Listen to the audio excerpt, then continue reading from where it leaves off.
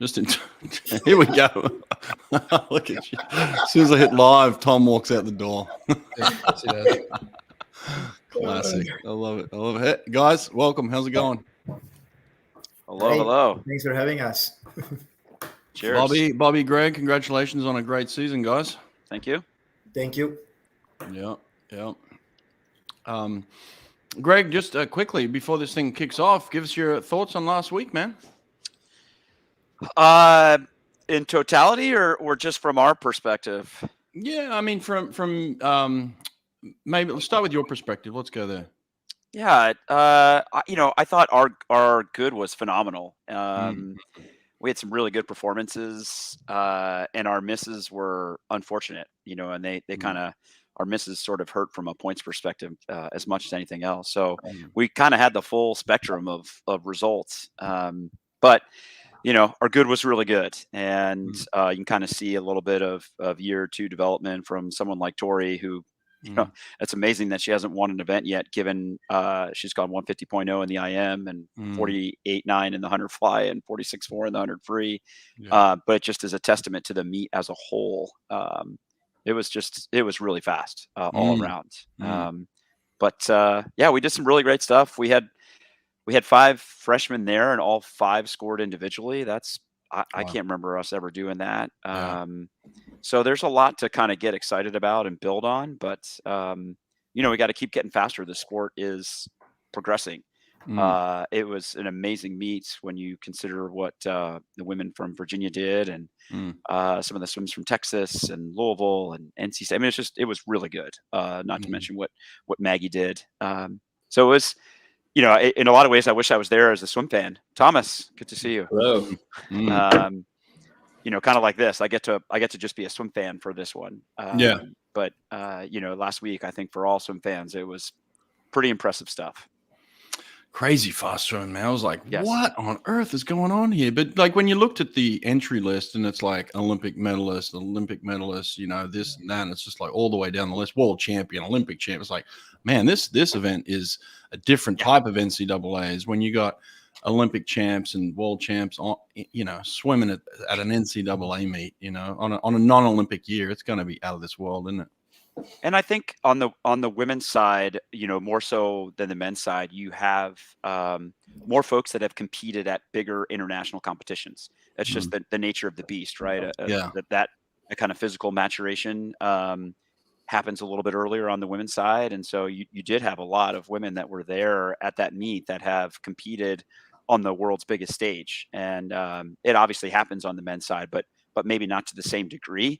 And so you look at some of those heats and it's locked and loaded. It's pretty awesome. As a swim fan, it's really good stuff.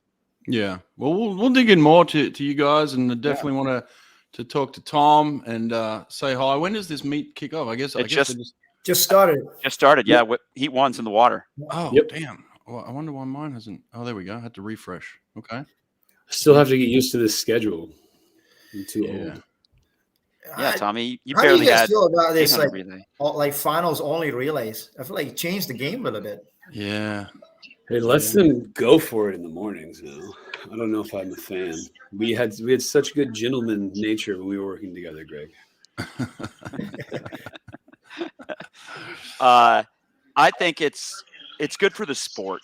I think for the fans, I think it's really good for the sport because they can go, if you can take 4 swims off of their plate through the course of 3.5 days, then, hey, that may allow for some better performances.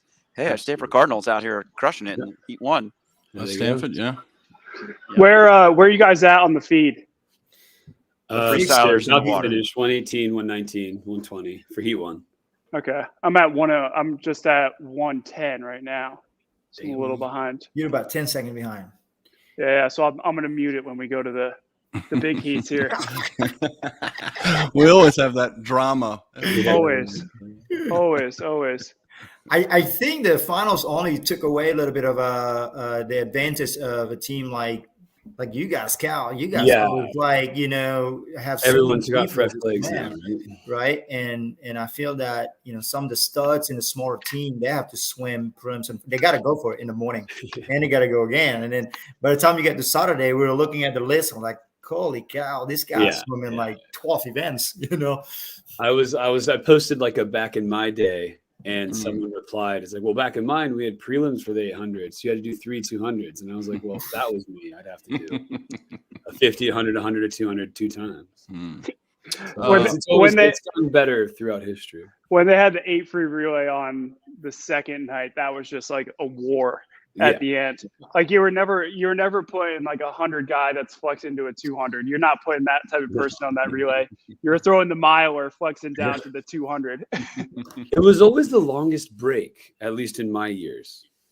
So it's like I was like, I'm ready for bed. Like I've eaten a meal. Yelled at Greg twice. Yeah, those are the ones, and it was like pretty much every relay you'd have like a 136 on there. Just someone who totally ate it at the end. Hey, I did that plenty of times. I think Lochte did too. It was an interesting time period. Well, the guys that I guess you were doubling, but for Lochte, 4IM was probably 2 hours before that relay. Exactly, and he was dead. And then his last year, he did the 100 back, and then he like destroyed the relay. If I remember correctly. You guys getting pictures of Texas getting sprayed in the face by pyrotechnics right now? Is that what's happening? Yeah. 2008 flashback. Everyone's walking through with their goggles on. Jeez, that's rough. I do enjoy how much of like a thing it is now. When I was coming into it, like everyone's like, "What is college swimming?" Yeah. It was no one even cared. Yeah. It's interesting to see Texas in the not in the last heat on this relay. But it was funny. Carson texted me a little bit earlier this year, and he was like, "Hey, it's looking like I'm gonna have to do the 50 back on the medley relay. Do you have any tips?" And I was like, "I don't know how to do a 50 back. I just go and spin." So for a guy who's predominantly training for the 400 IM, this is that's a pretty cool thing to see him going 50 back. That's him leading off there? Yeah. Yeah. It's like 20 points, like all across. The question is, anyone's going 19 tonight? Yeah. 50 back, so. Yeah, they have to, right? Someone's going to. I'm sorry. Florent managers from France, so we'll see. Here we go. This guy's sitting on his couch in Jack London's or wherever he lives. Yeah. Hey, don't give away my address, Tom. Sorry. My bad. Who's that? Someone slipped on the start. Oh, geez, that's awful. Oh man, that's terrible. Yeah, he's in trouble. Oh, that sucks. 20.5. Yeah, not that quick. Damn, you are way ahead. Oh, sorry. Shit. My apologies. You might have to. Yeah, you guys might have to hit a pause on your TV for like 10 seconds or whatever you're watching. Reaction. Okay, I got a good 10 seconds on you. All right, I'll take it easy. I'm at the exchange for fly right now. Alabama did a Superman dive. Hands open. Don't think they have the freestyle in the back. Man, lane 2's moving. Louisville. And they got a great meet on the women's side. They got a freestyle in the back. Yeah, they really did. The ACC champions in the back coming out. Louisville's flying right now. Louisville. Yeah, let me go 121. Didn't Louisville women were pretty good last week, right? They did. They got 4th. Yeah. That matched their highest finish from 2019, and they were good. Really, kind of outside of the first night, they were very good Thursday, Friday, Saturday. That's quick right there. Holy hell, that's quick. Oh yeah, they have. Wait a minute, that's Indiana. Oh, that's Indiana. Yeah. Oh, damn, Indiana. But Louisville's always had the pieces. Like, they beat Marty, 12 years ago, and like they've always had their good ones can go. Yeah, Joao DeLuca. Yeah, with the foot clap celebration. That one was iconic. I think I was right. Yeah, and then before him was Almeida. I think it was Carlos, a 200 breaststroke, Caio maybe. Yes. Oh yeah. No, Caio's a fly. I don't know. An Almeida. What's the NCAA record here again? 21-1. 21-1. They weren't that far off that. Damn. That is going to take 120 to win this whole thing. It looks like it, yeah.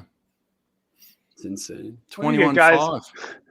I mean, the guys are going 20 flat, 50 back, and now under 19, 50 fly. Like, you got to imagine that relay is going 120. We had in our conference, mid-major, we had two guys went 22.5 and 22.6 in the breaststroke in our conference. I was watching. I got a breaststroker went 24.0, which is like, for us, it was really good. And it was just like, I was like, man, swing so slow. And then the other breaststroker touched the wall, like 22.5. I'm like, what? 22.5? I remember when that was like the fastest ever time. That's not good. Texas just got 6 in the heat. Ouch. Yeah. And Stanford in heat 1 was faster than them as well. So they're 7th with the heat to go. Ooh, wow. Yeah. No good. The times are just real tight. It's very deep now. Yeah. I don't want my bias to show, but when you have a math problem in event 1, it's not a good sign. Well, I was with Texas. I feel like, I mean, they're going to be so good in 5 free, 4 a.m. mile. Like, I mean, you get 4 scores in each of those. I mean, that's a haul. I mean, they're going to be great. It's just that's an interesting point, because in my era, it was like we would try and dump in certain events, and then now Cal's. We just kind of good in everything, and Texas is now the team that's like dumping in certain events. What's the order of the relay here for Cal? I don't know. I'm assuming Bjorn on back, just because he might be the first guy to go 19. Yeah, you may see that right here. Looks like Alexi's freestyle, as you could assume. I think between him and Stokowski went 20.1, Bjorn went 20.0 last year. Yep. But in terms of the relay itself, Florida just does not have a weak link through this, so it'll be interesting to see if anybody can get past them. Yeah, Florida looks good on this one. I've been talking to Dare off and on. We'll see if that gambit pays off. Is he going fly? Yeah. Okay. Well, I mean, a week and a half ago, that's what the story was. And are they doing Liam Bell or Reese on breaststroke? Looks like Liam. Looks like Bell. Yeah. We'll see. Here we go. Line two. Dare's in the wrong tap. Oh, is it already going for you guys? Yeah, it just started. All right, I'm muting you guys. Man, I'm way behind. Is that Bjorn? Bjorn pulls up real high? I guess so. Oh, he's moving. He's moving, guys. He's moving. This could be a 19. Yeah, he's going 19. He's way ahead. 17, 18. Oh, they caught up? Yeah, something happened on the breakout on the second lap. No. He didn't have a good second lap because he was smoking that first lap. 20.2. Watch out for NC State. A second faster than I would ever. Watch out. Whoo, here come. Who's fourth? ISU? It looks like ASU's winning. Wait, is that not ASU? That's my Sean right there. Leon. Leon. Leon just dropped a 50 breast for the ages. All right, Dari. I don't know, guys. This is gonna be close. This is close. Watch out with NC State. You got Curtis in the back. A little back and forward here. Damn, this is close. Ooh, this is close. Oh, bad finish close. on Cal. Terrible finish for Cal. Yeah. Come on. Ooh, here come David Curtis. Wait, who's that? Damn. Oh, is that David Curtis? Curtis. Dang, he's got this. Wow. Wow, this is quick too. Oh, wow, that's quick. Wow, it looks like Alexi kind of fought his way back in there. Oh, NC State for the win. Holy hell. 20 record by half a second. That break the record by a half second. Yeah, that's impressive. Oh, damn. You know, the big thing with NC State is all veterans, right? You got Stokowski senior, Neal seniors, transfer from Michigan, and then a really, really experienced Curtis. I mean, Neal is older, a lot of teams that have freshmen that swim so hot in the conference. How you turn around from conference to NC2A? That's a hard turnaround. That was a fast heat. 20.6. I mean, all those teams had to have been 21-2 or under, right? 22-2 on that breaststroke split. Is that what he went? Damn. Holy shit. 22-2? That's what they're saying, man. It Oh, looked, I I mean, love he, Curtis's turn. Oh, I just got good. yeah. The little replay looked a little interesting on the breaststroke finish there for Leon, but Oh. nothing to see there. That's okay. Nothing to see. There we go. They cleared it. 22. I thought we got Hey, by Brad, 4. I just texted you. I called it at 5:30. I texted Dan Kolupski, NC State for the win, 120.9. I called it. Oh, They went okay. faster, man. Good call, dude. Good call. You sold him short, man. 20.6. I know. Am I incorrect? Niels is a little bit on in you 22-2. compared to your normal breaststroker, right? Damn, that's quick. Well, kind of gets the nerves out. There we go. First event done. Shake off the nerves. That was a fast start. 24.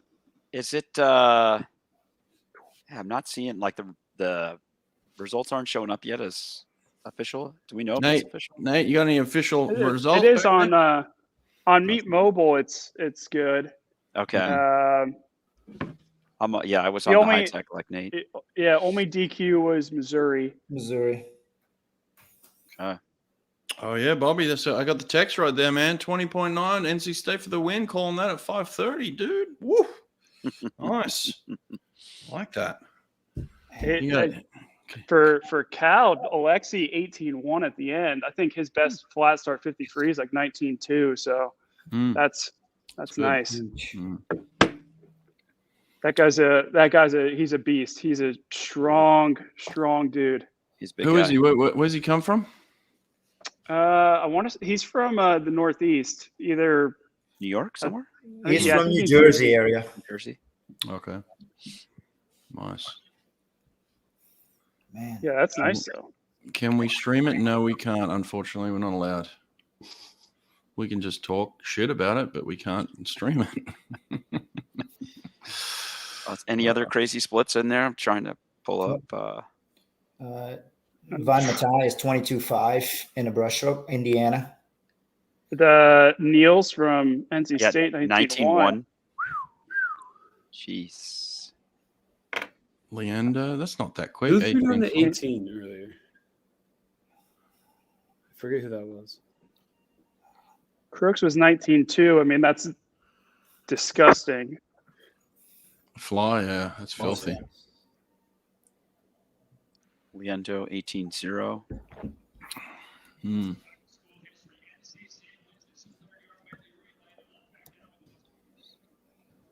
Well, no, this guy's really wanting you to answer this question, Greg, and I don't know if there's an answer to it.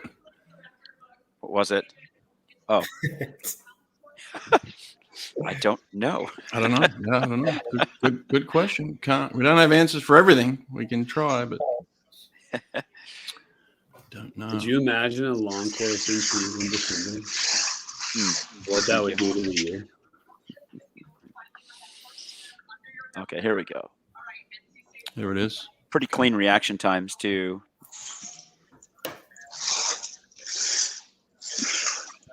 Yeah. Dareg was sitting though, 0.3. Alexi was 18-1 with a 0.21 exchange. Wow. But Dare is the one who false started at Pac-12, so he's probably a little nervous on that one. So we had three teams under NCAA record there. Yeah. Yep. The first all top three. I guess two. 21-1-4 for Florida. It was 21-1-3. Oh, okay. Right. Yeah, Brett, do you think this is the year you guys will get got in the freestyle?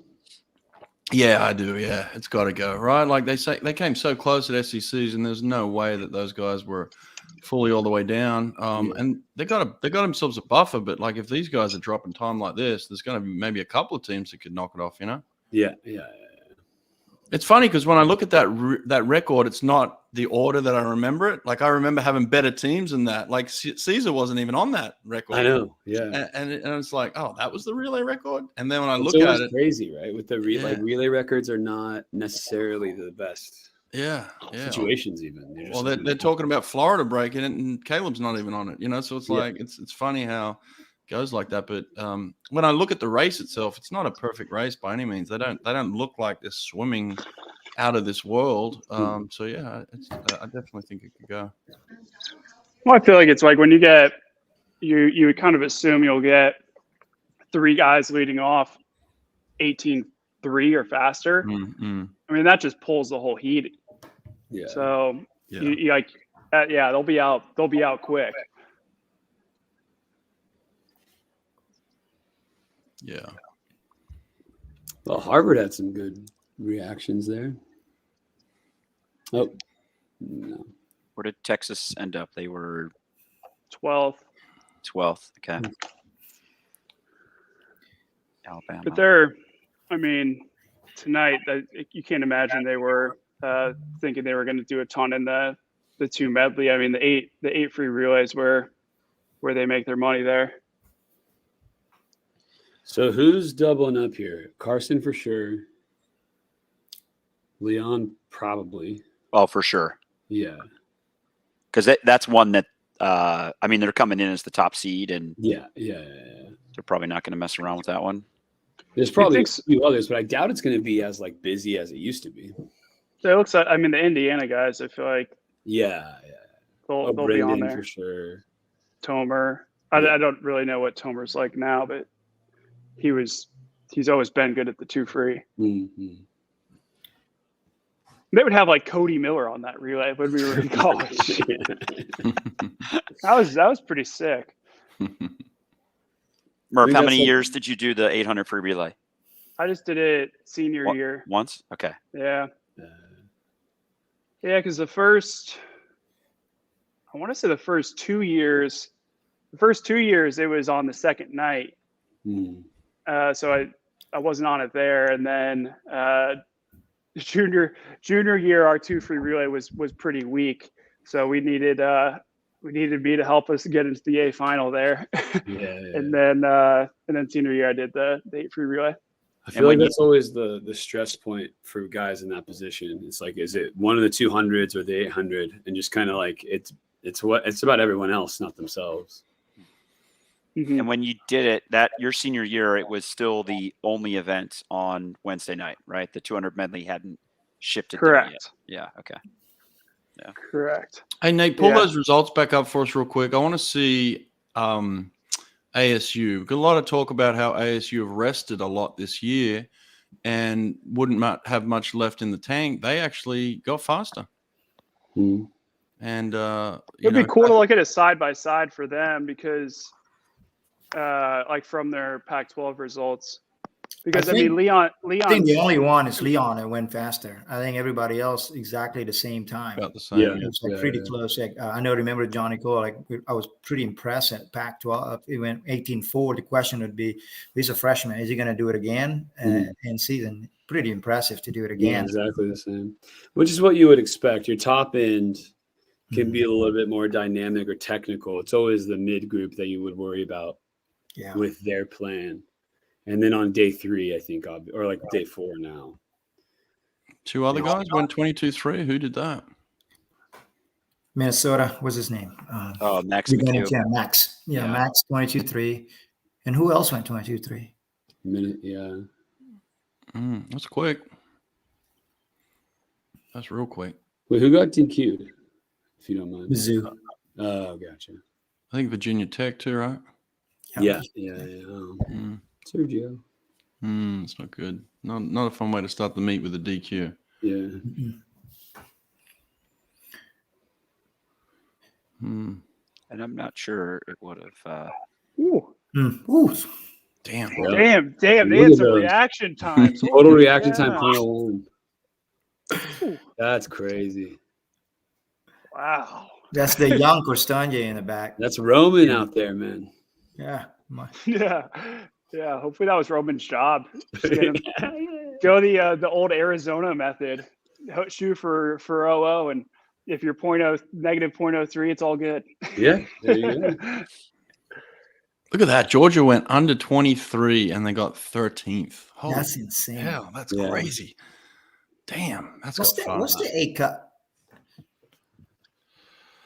I don't know. I guess It's just, yeah, it's so much faster than it used to be. I mean, I think I want to say my sophomore year, I think we won with like a 22-6 by a lot.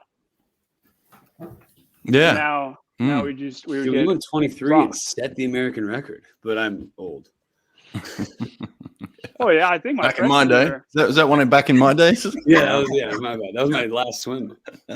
I think freshman year Cal went 23 and we won. That was a lane 8er. Yeah. We just ran into that Michigan team my senior year. Yeah, That was they were 2013. Yeah, Tom. Yeah.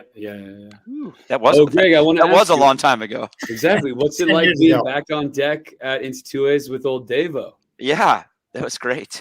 Wow. It's like a decade later. Busting his chops that he's got to go to another meet this week. So that just brings joy to my heart.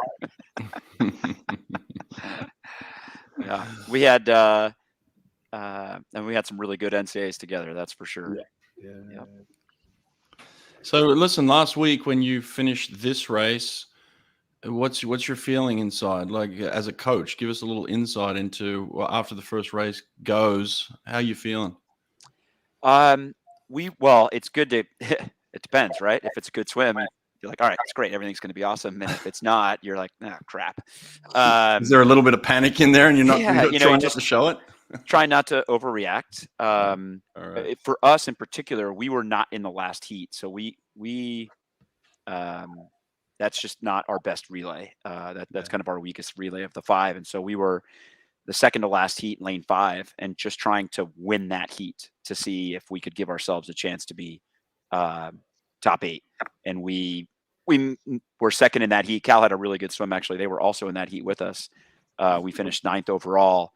And it was a solid swim, but we really kind of wanted to get to the 800 because that was, that's an event that we've won a lot over the years. And it was a just back and forth battle with UVA. It was some great splits.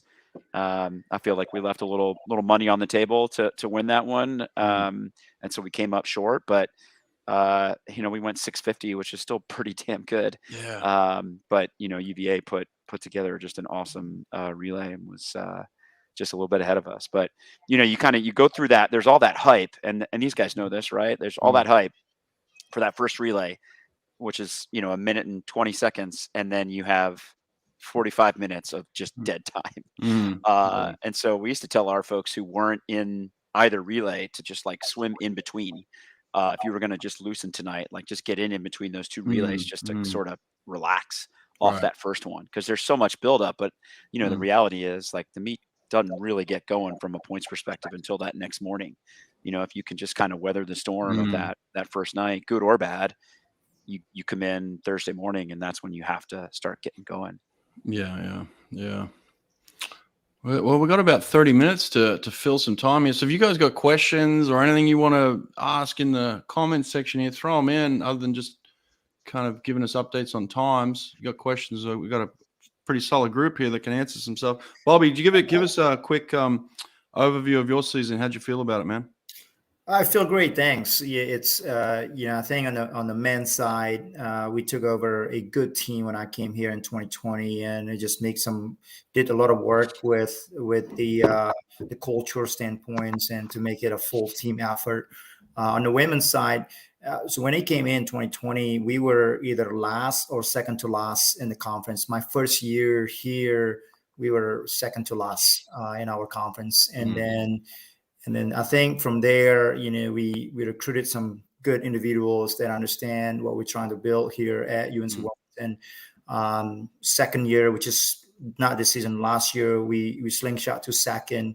And then this year on the women's side, we won for the first time since 2006. So that was really, very impressive. And I think the combination of really just leadership on the senior group and the freshmen that bought into it. And our motto all year long is just, it's never too high, it's never too low. And we know that things were not going to be perfect, and things kind of go our way, and things are not going to go our way, and not just the championship, but we talk a lot about, you know, never too high, never too low all season long. And I thought that was a really good approach for our women and men's side as well. So all things considered, we're very happy with what we achieved this year. Thank you. That's good, man. That's awesome. Awesome. I love it. Some good comments coming in. Actually, a hot topic here. Murph, what are you thinking here, dude? Have you analyzed this thing? Yeah. I haven't tried anything out. I think I'm kind of in the mode where I'll just kind of see what other people do, and if something's working, I'll copy it rather than try to be a trailblazer here. Well, I think we've already seen one kid kind of finish here and kind of kicking into the wall. Is that can you do that, or does it have to be traditional? I think you could just go underwater with 5 meters left. I mean, like my knee-jerk reaction would be in something like a 50 back short course. Well, that could actually be faster because you're not tired yet. But I mean, in an event where you're like hurting, especially in backstroke where your legs are dragging, like there's no way at the end of a 2 back going under with 5 yards left is going to be faster. No. Yeah. No. I mean, that assumes, like, I always come to backstroke from trying to limit the amount of backstroke I would do, and this would help that. So that was my immediate take. Why? I don't understand I haven't actually read the rules, so I have no idea. But is it 5 meters out? So basically, from the flags in, you can dive underwater, but you can't dive under before the flag. Is that what you're saying? Correct, but I don't know if that's your head or your feet or that's or what. I mean, we are still yet to truly decide what breaking the surface truly means. Well, yeah. Let's get Ryan Murphy out there testing this thing. Let's test this. Yeah, if anyone's got any ideas of stuff for me to try, maybe it could be like the Tennessee breakout thing. I don't know, where you're like kind of on your side and you're doing like that little thing. Yeah. That could be the finish. Who knows? But we'll see. Murph, I've got a question for you about 50 backstroke. Yes. Because you were talking about it earlier with Carson doing backstroke on the Texas medley. What did you, other than spinning your arms faster, and maybe that was your answer because it's the reality, but did you have a different mindset at all from 50 back to 100 back, knowing that there's a pretty big difference, right, from 100 back to 200 back? But were your kick counts at all any different from the 50 to the 100? You know, is there just anything else that you were thinking about? Yeah, the kick counts were definitely different. And it's kind of just based on feel. I mean, the 50 back for me is really just like max effort. So I'd go in more recently, like short course meters. That's probably a better example. Like in 100 back, I'm probably never doing more than 8 kicks underwater. In a 50 back, I could probably go up to like 11, where I'm just kind of like flailing my legs. And then the stroke counts, like in college, I remember in the 100 back, I think I was 6 strokes on the first lap. And I think I was 8 strokes on the first lap in 50 back. So like, I'm definitely not, I definitely never put like too much of an emphasis on it. Like, I think I probably could have figured out how to swim that a little bit more efficiently and probably a little bit faster, but I ended up just kind of flailing with it. Well, and you knew your bread and butter was the 100 and the 200, right? So yeah, and like it's just hard. It's hard when you're in training throughout the season to be like, you know what, I'm going to put in some work on the 50 today. Like that was never, you know, like I'm probably putting in 1 practice a week towards the 100. So it's like everything's got to be training for the 200, and the 50 back just kind of becomes like priority 3 for me. Yep. Murph, I got a question about your underwater dolphin. Do you always focus on the size of the dolphin kicks? Like, let's see on the 100 backstroke and 200 backstroke, like off the walls, you focus on slightly bigger in the beginning, in the middle, getting a little smaller towards the end into the breakout, or or do you have any, your routine? And I know some people focusing more, hey, when they push off the wall, they want to be a streamline. If they go big immediately, they break that line, and they feel like it's not as efficient. And then as they got a breakout, this is for you too, Tom. Like, I'm really, you guys are some of the best underwater kickers in history, and I'd love to hear your thoughts on that, and if you ever thought about it, and any insight would be great.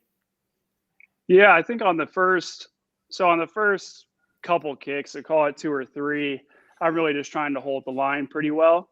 Mm-hmm. So those ones are going to be a little bit lighter, and then as and then the other piece I'm thinking about is as I'm getting closer to the surface, I don't want the rhythm of my dolphin kicks to be super different than the rhythm of my swimming.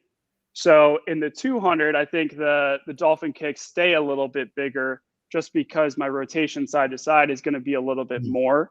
Where in the 100, I think I accelerate to get those kicks moving a little bit faster, just so that it's easier to get into the backstroke rhythm. So I think there's a tendency, especially in the U.S., just with the way that we've traditionally gotten race stats. I mean, we're timing 0 to 15 and like 50 to 65, and like we're getting really locked into that. And so it's like, yeah, you could probably sell out to go a little bit faster on that 15-meter reading, but if it takes you 4 strokes to get into your rhythm because you're going huge on the dolphin kicks, it doesn't really make a ton of sense for the overall race. So that's mostly what I'm thinking, is just getting into the rhythm of my stroke really good. Was there a thought on either of you guys to do kind of like the Dressel transition, where you fly kick to the surface and snap into the catch? Tom, have you done that? Well, that's Phelps's thing.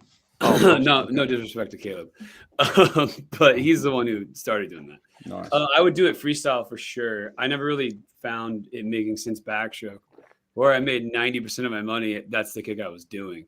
So like transitioning to a rotation was never my concern. And I was explaining this to someone last night, like flyers, people who choose fly are people who don't really want to, I don't really want to consider like the technical issues. I'm just going to kick as hard as I can, like experience like the full depth of the emotions of the race. And I don't know. I really thought a lot about flight plan, and like, yeah, you want to take like a bigger kick up front on your stomach and on your back. Like that makes perfect sense what Murph was saying, to get your hips in the right spot.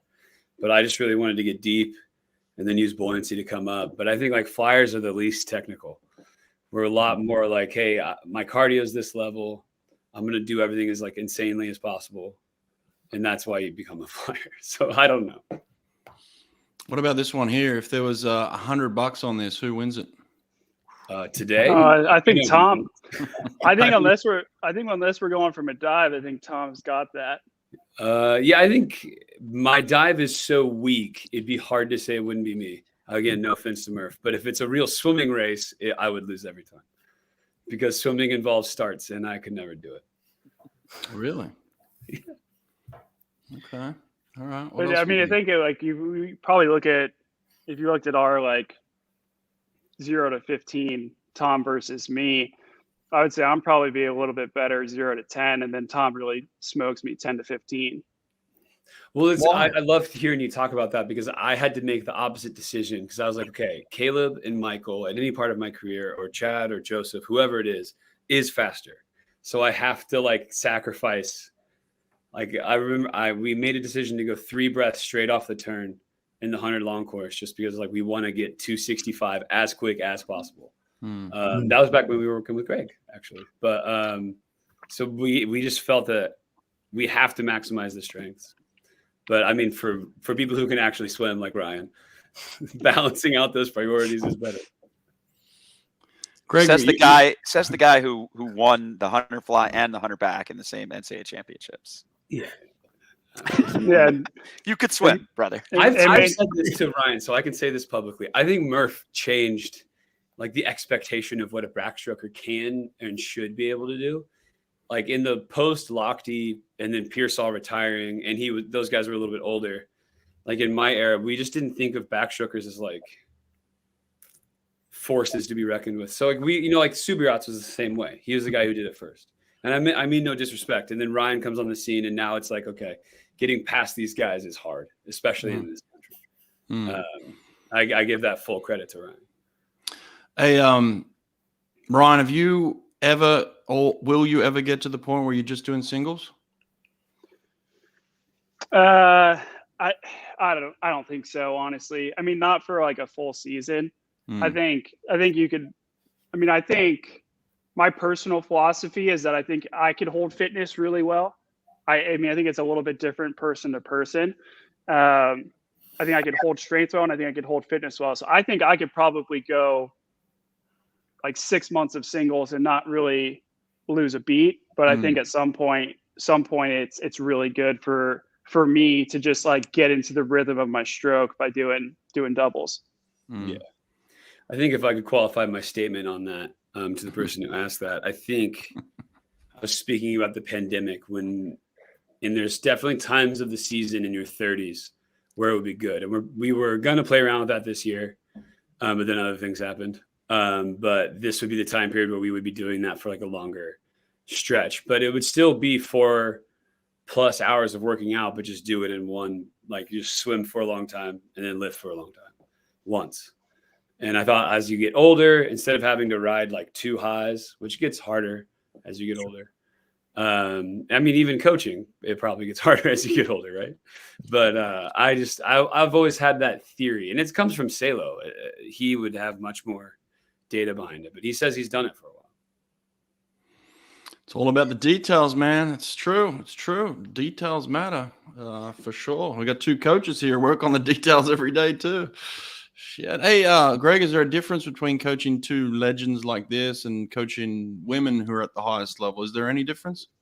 Yeah, for sure. And I never got to coach Murph at Cal. I left before he got there. But then he coached me last summer though. It came full circle, and then last summer in Budapest, I got to have a little touch point, which was actually really fun. Nice.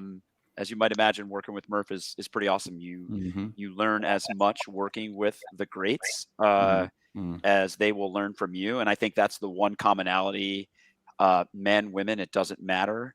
When you're working with a great athlete as coaches, Bobby, Brett, like this, you learn from those folks, right? And you learn by watching, you learn by listening. I mean, the really truly great ones are very in tune with their swimming and what's going on. And so I love that.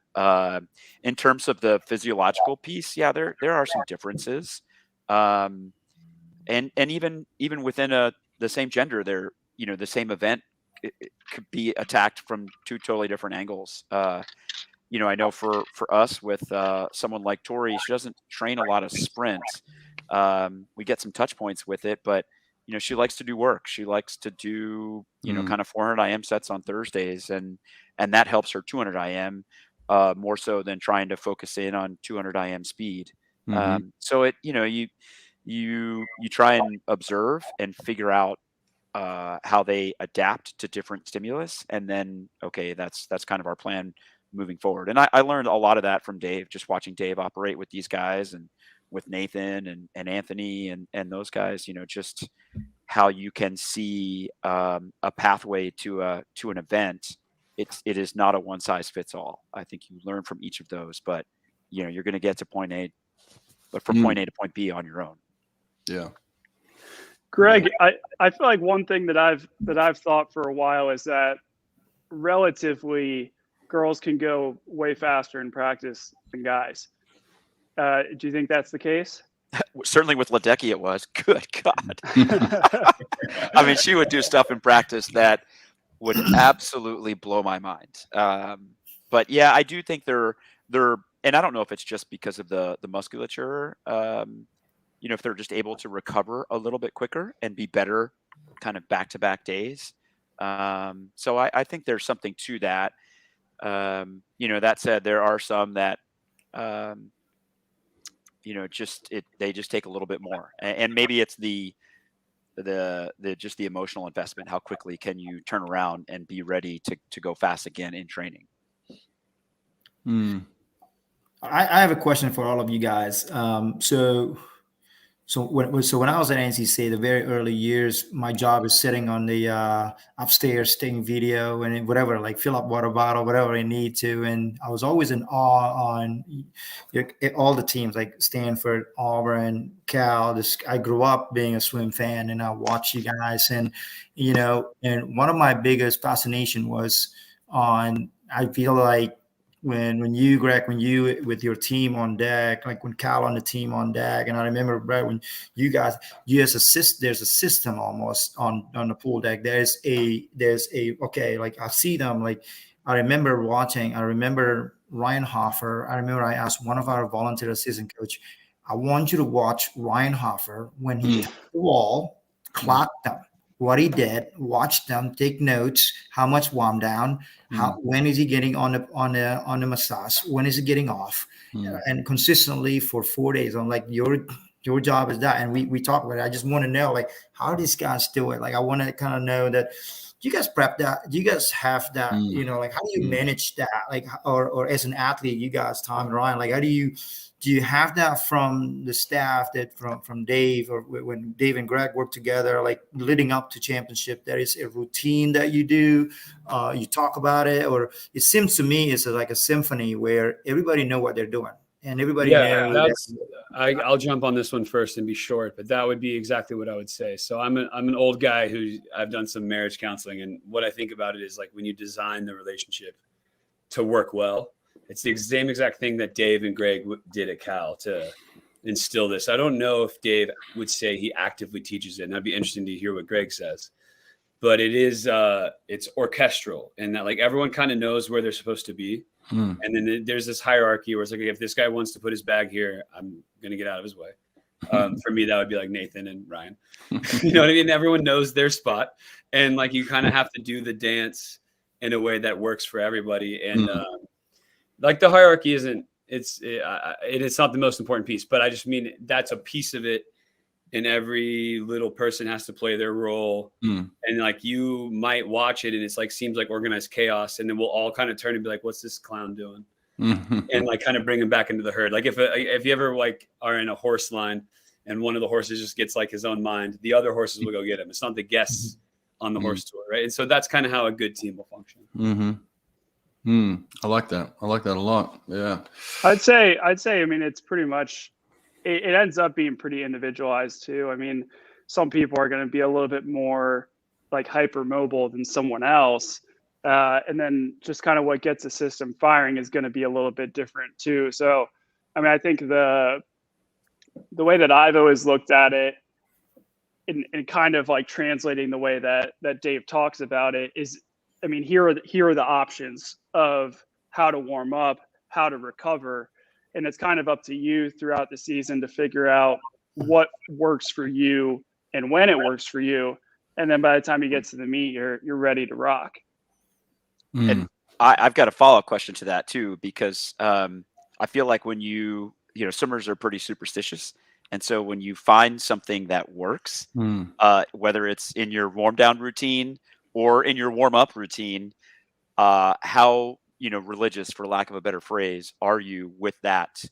Like, I need to do these. I really want to do these 5 things in my warm up, and I really want to do these 5 things in my warm down recovery process. Absolutely. I mean, it's almost religious. It's like, if I based what I would do behind the blocks on Michael, because he took so long. So I just straight up stole the part where he like stretches his hammies, like leans forward on his knees. I was like, I'll just do that because he takes forever, and he has the back slaps. So, and then me and him started to, like, I'll never know if it was out loud, or like if he ever felt it, but we see who could cough the latest before the start. So it was always those little things. But I mean, yeah, and like, I took stocks and shoot work as something that Murph basically invented as the last thing you do in warm up, and I was just saw him. I think we were at Worlds in 2015, and I was like, yeah, I'm just gonna do that. So it's like an attribution or like a worship level of like, oh, that guy does this, I'm going to take that. Absolutely. Here's a good question. We see the Virginia women doing some genius math. Are you doing any work with it? I think I got the question. You broke up a little bit on your end, but I did. No, yeah, sorry. no, not yet. We want to, and there's certain, just trying to find ways within the NCAA rules on how to do some of this stuff, because you can't, if you're not an official coach, you can't work directly with student athletes. You can work with the coaches. If you're a consultant, right, you can work with the coaches to give information to the athletes. So we're just trying to find what that looks like here. And there's also the NCAA is moving towards the, not designating volunteer coaches anymore and allowing a second paid assistant for single gender programs and an additional 1 or 2 for a combined program. So we're really taking a full 360 review of our program right now and how to make that work both within the coaching limits and then also from that consulting end, because there are some pretty amazing people on campus, and just trying to get access to them is something that we're interested in and excited about. I like it. What else we got here? Let's go through this. I'm going through the comments here. Not particularly about this question and Dressel, but I got a question for you guys as athletes. Dressel's taken some time off and obviously worked on his mental health. You both have had different approaches to pressure and sponsors and expectations and things like that. Maybe if you guys could both just touch on, getting to a point where you're one of the best swimmers in America. You go to Olympics and World Championships. You're winning medals. You got pressures from families and sponsors and things like. It starts to just get to a point where it is overwhelming. You got to have a social media presence, and it's like you have these expectations as a great athlete. Murph, you're one of the greatest in history, man. I'm sure you felt something like Caleb's gone through. Have you ever wanted to just disconnect for a while? Yeah, sure. I mean, I think I'm someone where if I am stressed, I deal with stress by planning. So, I mean, as an example, so 2016 went great. And then coming off of that, so my senior year of college, and then I turned professional after NCAA's in March, sign a contract, and then go to long course worlds. And so you come in as defending Olympic champion in both. And then I got third in the 100, second in the 200, and then got beat by Grievers. So I wasn't on any finals relays. And so it's that sucked. And the whole week I was just bumming out. I think I was being kind of mean to Dave, and then he snapped at me, and I kind of was all right, get with it. But coming off of that, it's all right, I want to make sure that doesn't happen again. I mean, so now it's kind of the thing that gives me the biggest fear is being underprepared, because that's what I felt like in 2017. I didn't think I put in enough work. And so now it's just all right, I know I don't have it college anymore. So I've got these 10, 11 months. What do I need to do to make sure I feel prepared? And then have open communication with the coach, and then that's good. And then outside of the pool, yeah, I mean, trying to find balance, trying to find healthy distractions, good hobbies is important. But then also something that keeps your mind active too. That's something that I've really leaned into over the past couple of years is trying to prepare for life after swimming. What am I interested in? What can I do to hopefully be in a position that I can walk in the door and make a positive impact, and not have a 6-month period where it's wow, I'm drinking from a fire hose. So those are all things that help me feel calm, I guess. Yeah. Tom, you went out and you became a dad, man. You're a dad. So I was like, oh yeah, you don't say.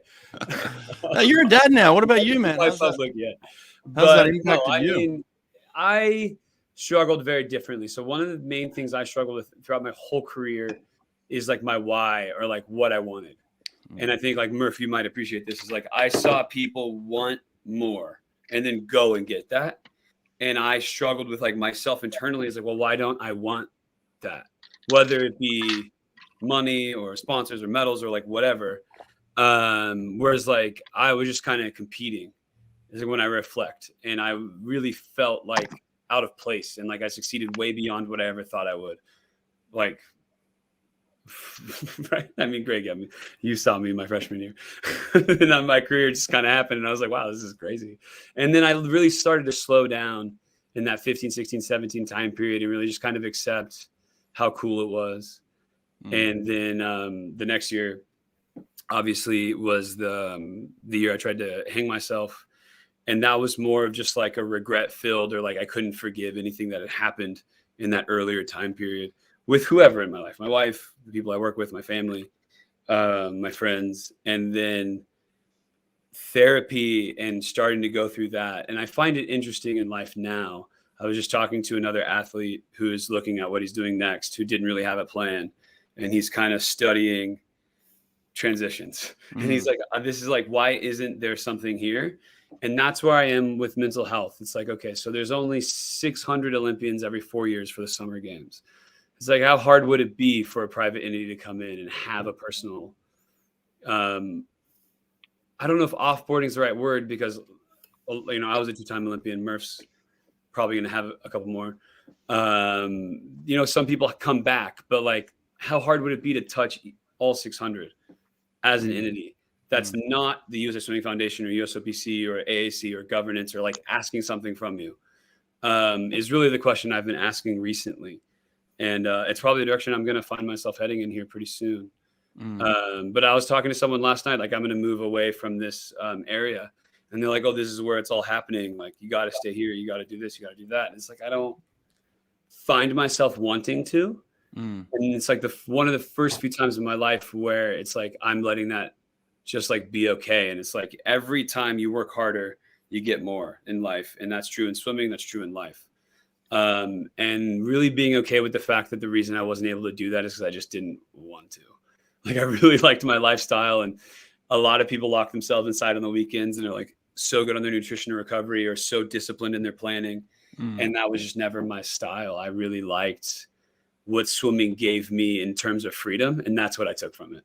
And so I don't know if I could have gotten more than I had, and I definitely worked my ass off, but that's where I land on all that. And so I just hope if Caleb ever opens my text that I sent him after the ISL or anything, is that he sees that. And it's like, you know, you, especially him and Michael, and this is Brett, I really want you to have Tyler McGill on, because he's like one of the 5 of us from 2004 that I think is a little underrepresented. And the prelim relay shame that Murph also mentioned is so real. And one of like the weird like trauma recreations I've done in my life is like going to the games again, knowing that I'm just not swimming on finals, and having to like guide some other guys through that. And I know McGill went through a part of that, but I've never gotten to speak to him on it. And everyone else has been on finals from 2004 on. So it's Ian, Phelps, and Caleb, obviously. So it's like an interesting relationship with the sport where we're left wanting, in a world where everyone assumes we're left overwhelmed. And it's like this weird position that we find ourselves in. So I think that would be an interesting podcast guest with an interesting podcast topic for you. It's one I've almost called him like many, many times in the last 6 months and been like, hey, like, how did it feel? What did you go through? Because like, there's only a couple dudes, individual number dudes that have ever been in this position. Yeah. Get on it, man. I'm sure he'll take your call. No doubt about it. There's Will Dove. Look at Will Dove, man. He's an old Auburn boy right there in the show. Love it. North Carolina boy. Yeah. We got some swimming starting soon, I guess. Oh, hey? yeah. We got another relay coming up soon. Yeah. Okay. That's good.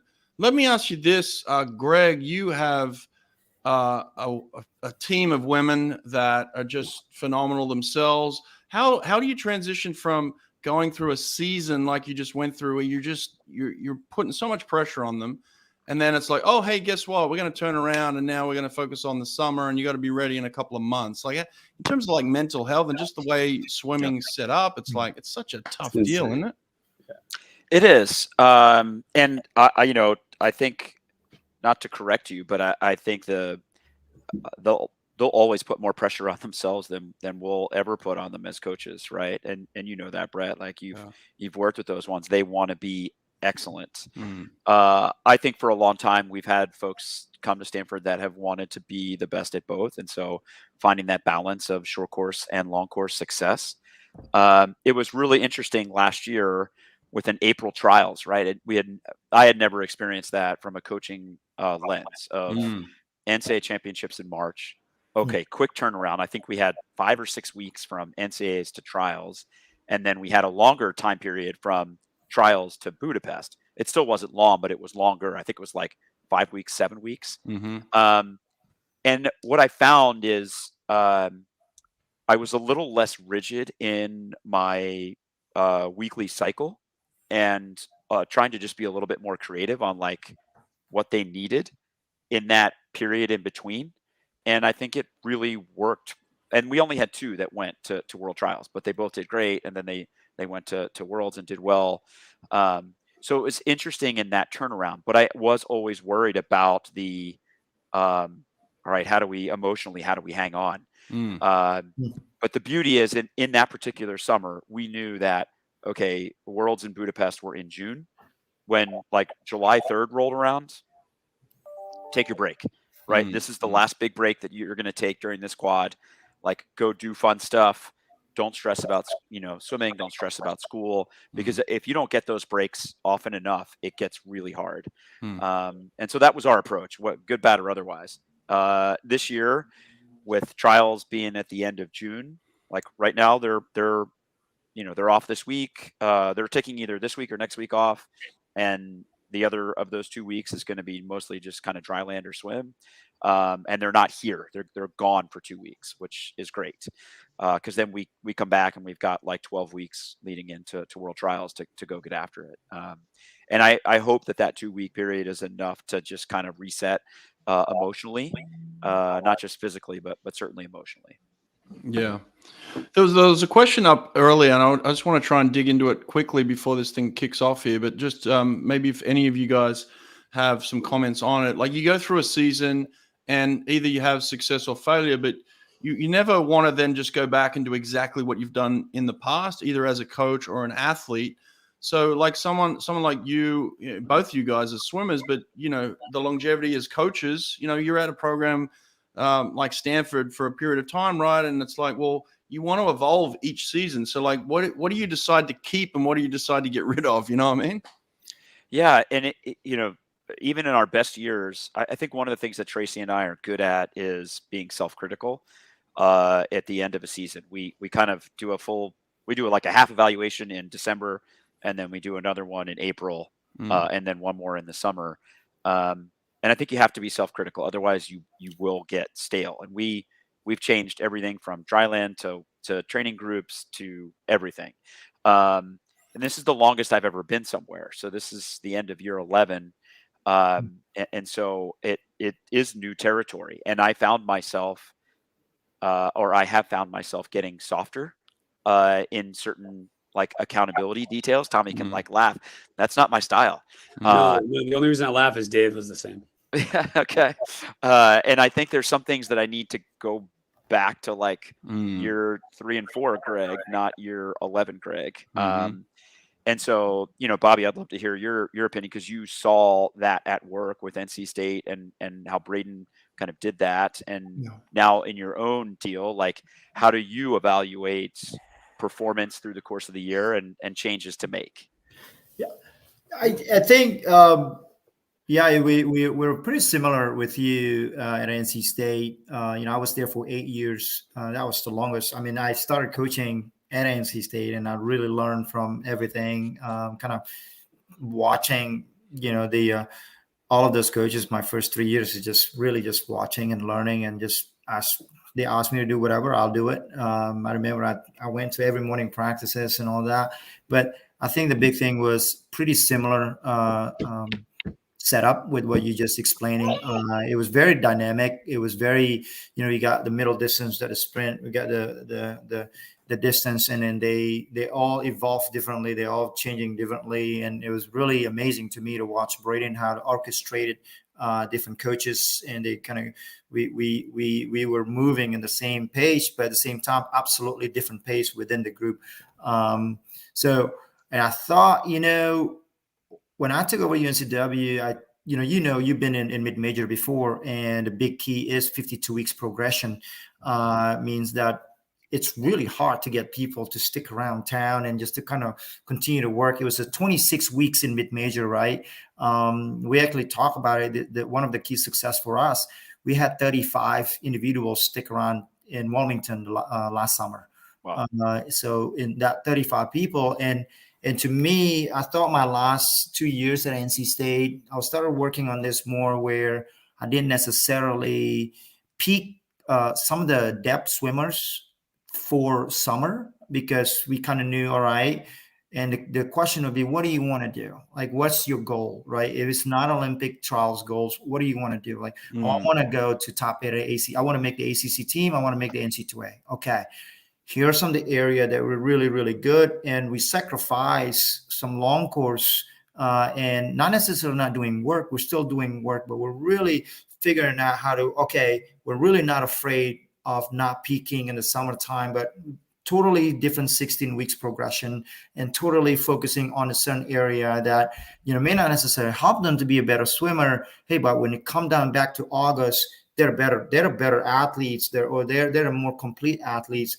And that's I feel that what we are approaching right now, out of all our like swimmers, and currently I work with probably only a handful of them have a shot to make the Olympic trials this summer. So those are going to be focusing on that, right? But the rest of them, we focus on a 52 weeks progression. Okay, which area that we need to be better so that they can be a better athletes or better swimmers by the time we get to August and September.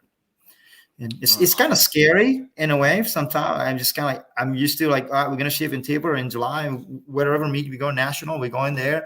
And almost like, well, we're not really peaking there, but we're seeing some improvement in certain area. And, I remember one year at NC State, my last year over there, we had a guy who we thought we just need to do more aerobic.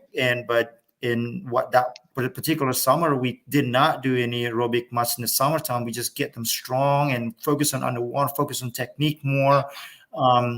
He went 56 in 100 fly long course meter in July. It was really slow, but it turned around in that season. His best time was 48.7 the previous year, and then in November he went 46.5 in 100 fly, and then in ACC went 46.0. So he dropped almost 3 seconds because it would just be devoted our time to, we want to peak in February. So we devoted that together, and it kudos to him.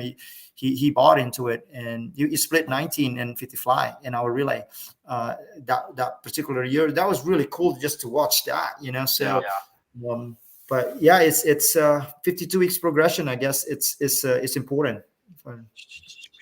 When does this relay stop? They just finished heat 1. I just watched heat 1. Reload. Gotta reload. You got to have to go out and click back in because it's like 2 separate. Like redid it. I got you. I was like, what's going on here? Notre Dame was like 6:14.3, I believe. Faster than my fastest team would have gone. Yeah, that's pretty good. Got to lead off at 132.0. That may not make it top 8, right? 200 free is so fast. Yeah.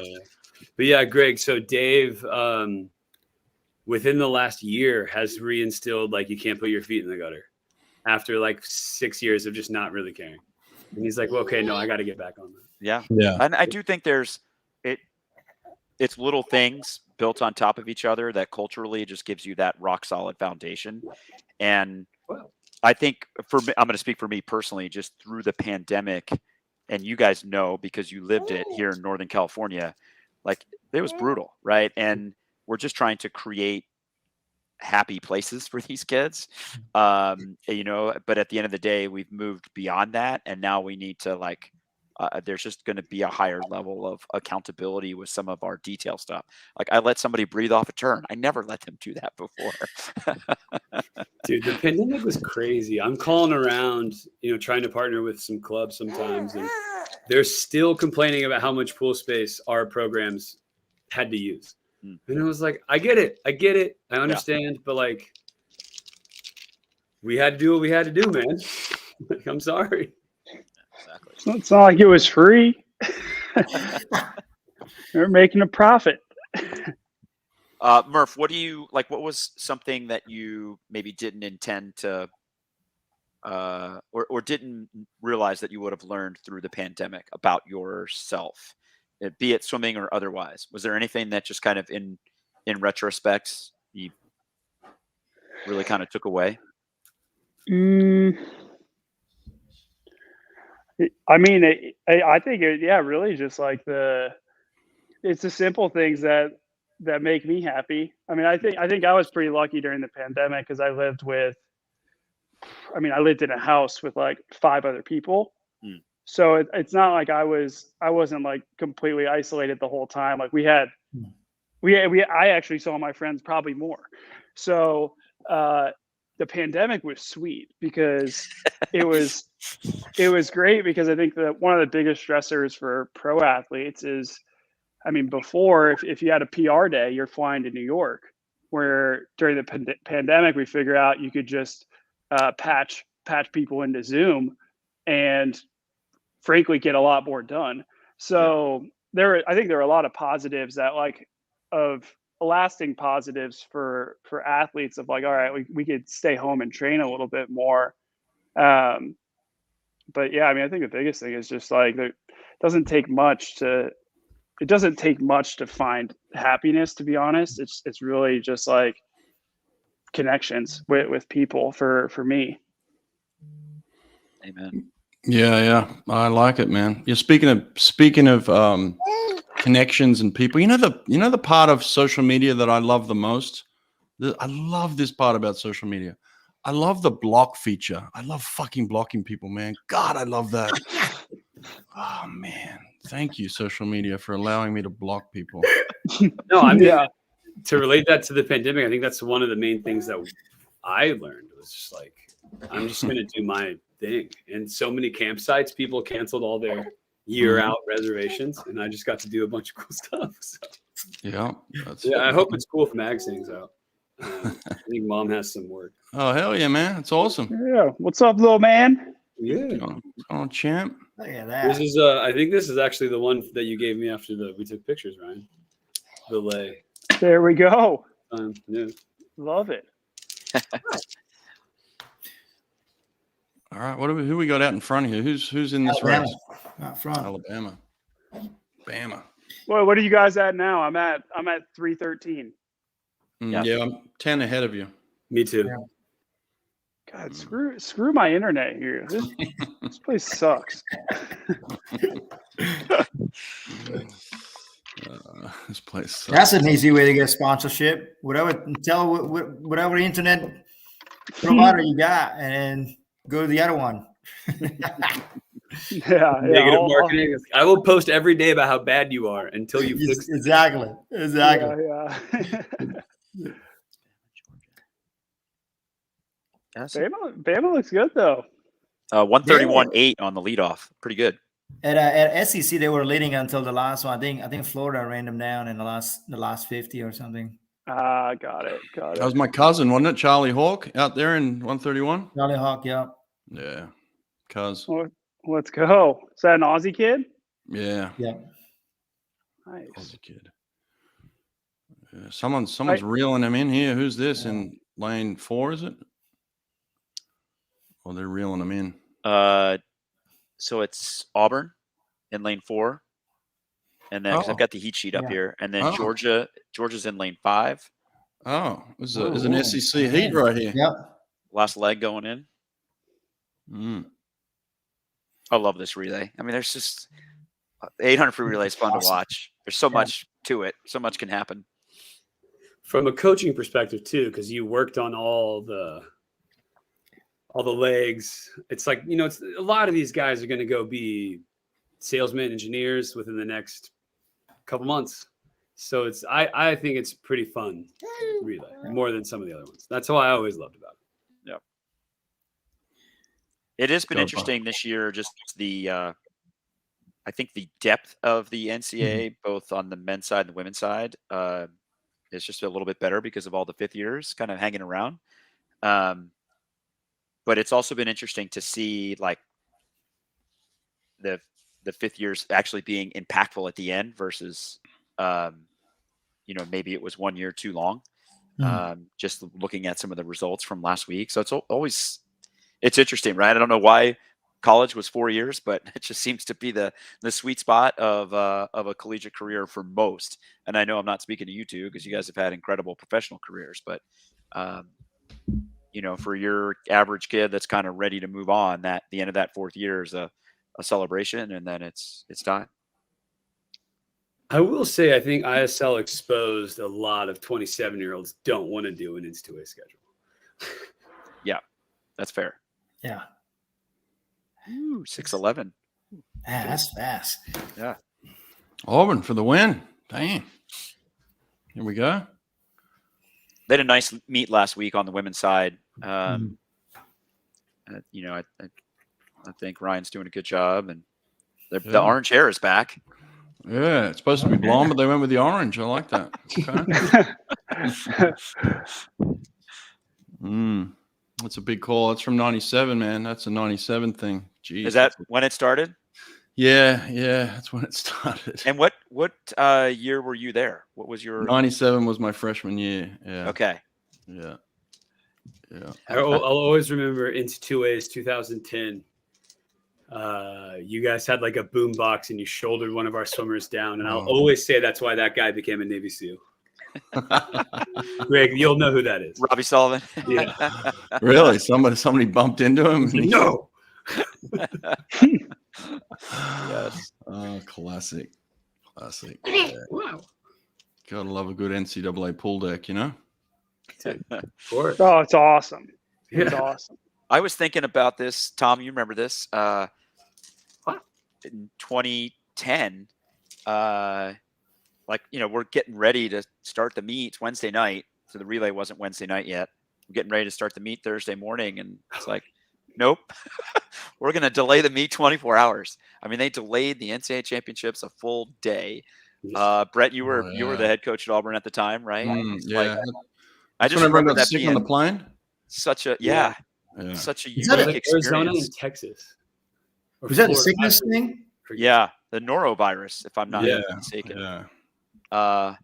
And that was one of our. I mean, that was as good an NCAA as Tom as we had, I think, at that point. That extra day of rest. We won 4 of the relays. Yeah. Wow. Well, here it is, the big heat. Oh, I think the boys are in. Big heat. All right, lining up here.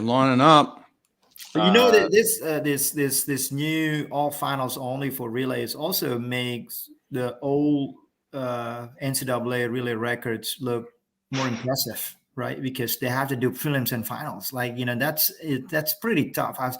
To me, I'm like, I take a look at the 200 freestyle relay and the 400 freestyle relays. I think that 2018 here in Minnesota, NC State went 244 in the morning at preliminary, and then went 244 again at night. And, I was just kind of like thinking about that. I didn't think back, but wait a minute, like those guys went 244 twice. Like, and I'm sure, when Auburn went 114.0, I've tried to look for it, but what did they go in the morning, Brad? Did you guys have different people swim in the morning for that 2-free relay?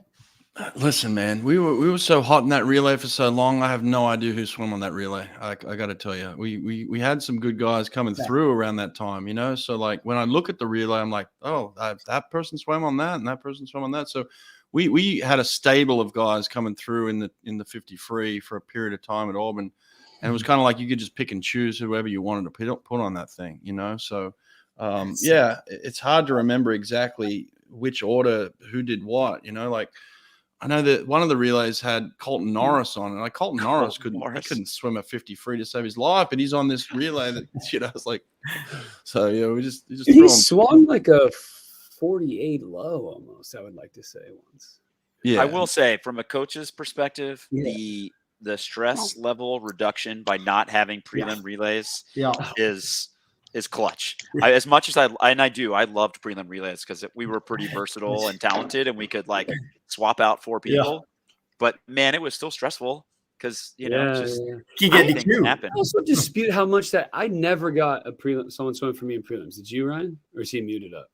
Yeah. I would just have Pebley did 4 medley for me, Your Olympic teammate. Hey, just quickly, who's leading off for Texas Who's here? leading off Texas? Yeah, they're smoking. cranking. I mean, Texas is going to be. Gabe is looking good though. I don't know what I reloaded mine. I'm at 120 now. Yeah, You got to go 129. Finish distance. Yeah. Texas should win this one. I mean, that kid looks good. Who was that who led off?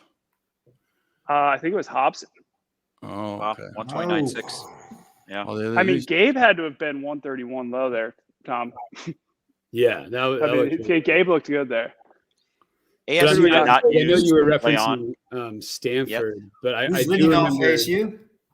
ASU did not lead off with Leon, so you've got he was 129 last year, so you could expect that ASU is maybe going to have a big back half year.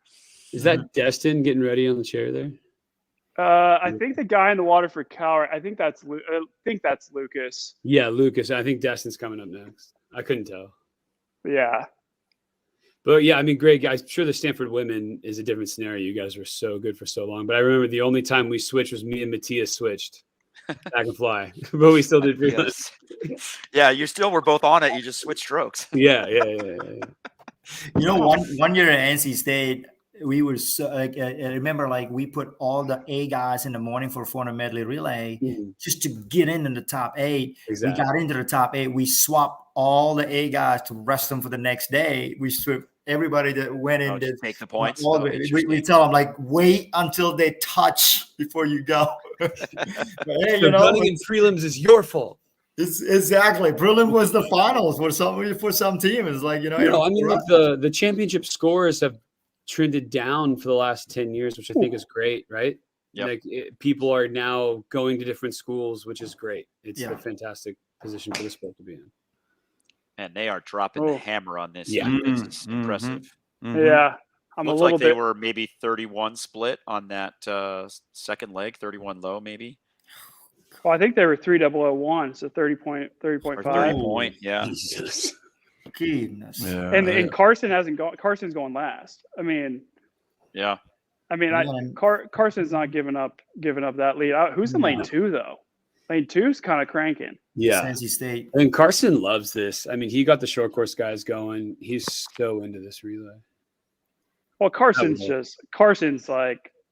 got it mentally. I mean, he wants to be great. Yeah. I mean, I think that's kind of the reason why Texas they're leading with their 4 a.m. 5 free guys right now. Yeah. You can see how he can build a culture just by meeting them. Yeah, Indiana is right there too. They're in lane 7. Yeah, we're coming back. We're looking at a battle here for this last leg. I mean, second looks wide open. Oh. Well, Leon about to jump in. Yeah, he is. So you better go far away from him. He's coming. And watching his underwaters it's just, and even in a 200 free, it's insane. Oh yeah. Yeah. So this is Leendo. Nah, that's not Leendo. Is it not? My bad. Destin's in for Cal. Destin. So hopefully he rides this guy in lane 7. Yeah. I don't know who Indiana has. Well, he's going out quick. Is that Brendan Burns? Who is that? No. All right, this is gonna be good. This is gonna be a great race to finish. Well. Yeah, exclamation point in lane 3 though. What's the record? 6:03.8. 6:03. It's going down, isn't it? Yeah, it's gonna be close. Certainly looks like it. Lane 4. I don't know if the draft position there makes a bunch of sense. A little bit too far back, but maybe. Marchand is flying. Yeah, I'm telling you, that guy is. Yeah. Holy hell, he's put some length on these guys. He's not catching Texas, but he's not that far off either. No. Destin looks good though. He is making it interesting. I'm only talking about Cal. Not quite. Yeah. Damn, look at this kid. He's a talent, isn't he? Damn. Let's go. Yeah, it looks like Cal's in a good spot for 3rd. There you go. Yeah, Destin had a good one. Destin's gonna be great this meet. Yeah. He's really. He's taking a lot of steps forward in training. Together insane swing. Yeah, new record. Dude, they need to have a meeting, man. Get in the same cap. Oh, they're not in the same cap. Oh, Yeah, that's never good. Texas, boom. There we go. Yeah, but they went odds, white evens. Oh, there you go. Yeah. Someone get me a split on Marchand. I want to know what he just went. Wow. Dang, it was quick. Whatever it was, he was. It had to have been 29 low. Had to be, didn't it? Has to be. Maybe 28 high. I mean, he was, because Carson had a good split and he made up some ground. Yeah. 28-4. Someone said 28. Oh, well, damn. That's crazy. Wow. Not on the results yet. After 22-2 breaststroke, right? That's dirty. Ooh. Oh God. Hey, Destin was 29.5. Hey, there you go. Listen to Destin splits here. 20.8, 3.2, 2.8, 2.6. What the world? That's Destin for you, man. That's Destin. Yeah. Home in 45.4. Marchand Leon flipped at 42.2. He was 20.1, 22.1, 2.635 for 28.4. That's amazing. So he was at 104.8 at the 150. What the hell? Damn. And that was Luke Hobson leading off. Ooh, but I'm hyped for Destin. Destin's gonna be naughty this meet.